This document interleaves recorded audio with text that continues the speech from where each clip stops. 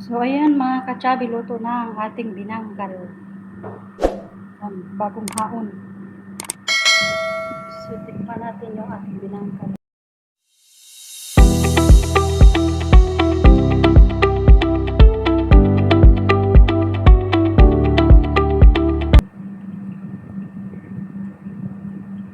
Wow, super sarap niya. Perfect siya pagkaluto. Kasi nakaano siya eh, nakatubo. Magluto na naman tayo ng binangkal. Meron ako ditong 2 itlog. At saka yung sesame seeds. Ito yung asukal. Dito ko na nilagay yung yes baking at saka yung salt. Kasi i-mix natin mamaya sa harina. At saka meron akong isang tasa na milk. So ayan mga kakabi. Ito yung ating harina. Nagbili ako ng 1 kilong harina.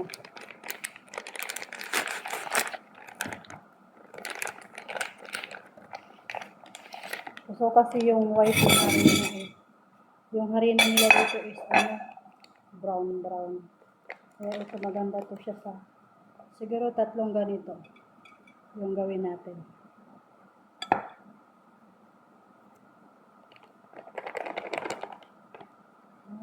Dalawa.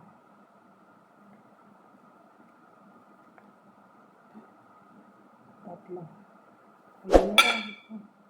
Marami na to.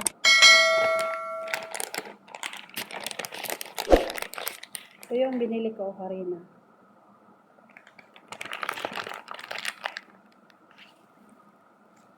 Pagdagan na lang natin mamaya kung sobrang basa siya. So, ayan.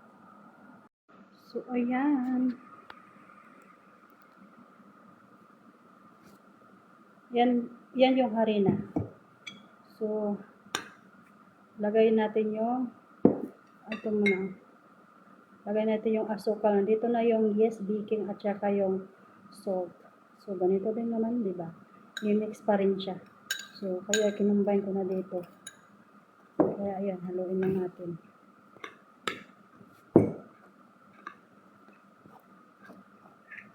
Konti lang asukal nilagay ko para hindi masyadong matamis. So, ngayon, lagay na natin yung egg. Tsaka, mix na din natin itong milk. Subos na natin. 1 tasang milk. Pero pag kulang, pwede mo lagyan ng tubig. Pero kulang pa to siya ng milk powder. Lagyan natin para masarap. Mix muna natin. So, kulang siya ng milk. So, tubig na lang yung ilagay natin. Saglit. So, ayan, lagyan ko ng milk powder.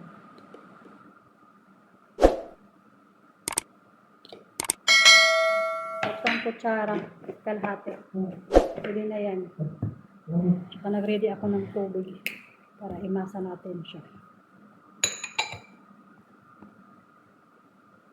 Kasi kulang pa talaga yung niya.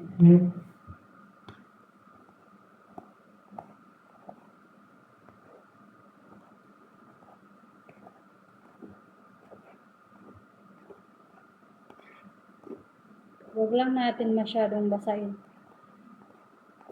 Kasi mahirapan tayo mag-ano nito.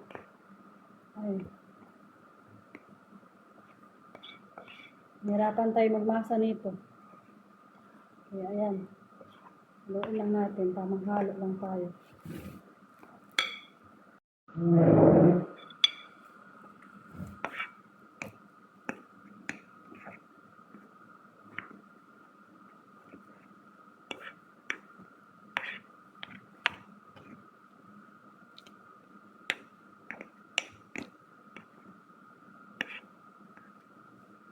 Pag sobra siyang basa, pwede natin dagdagan konti na harina.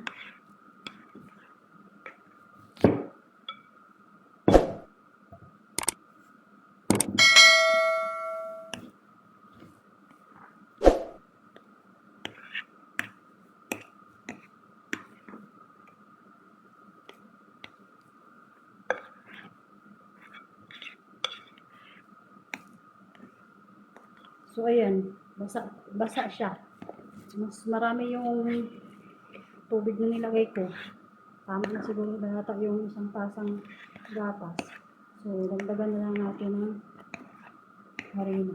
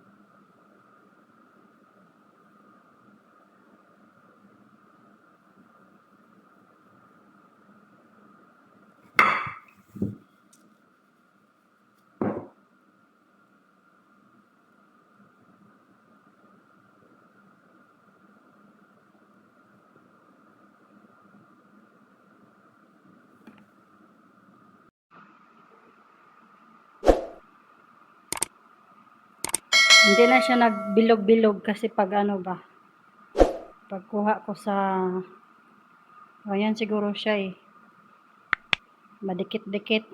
Bibilog lang yan mamaya pagluto ko. So yan, gusto ko na yun. Ito yung natirang dough natin. So wala na tayong sesame seeds, gawin na lang natin ng chika lang. Try natin.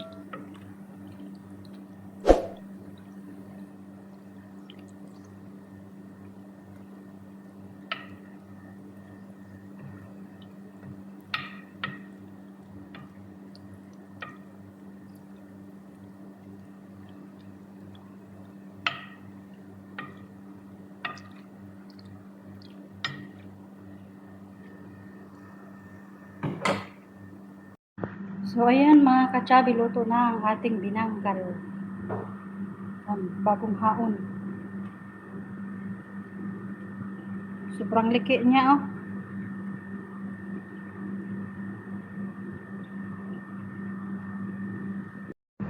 So tikman natin yung ating binangkal. Wow, sobrang sarap niya. Perfect siya pagkaluto. Kasi nakaano siya eh, nakatubo.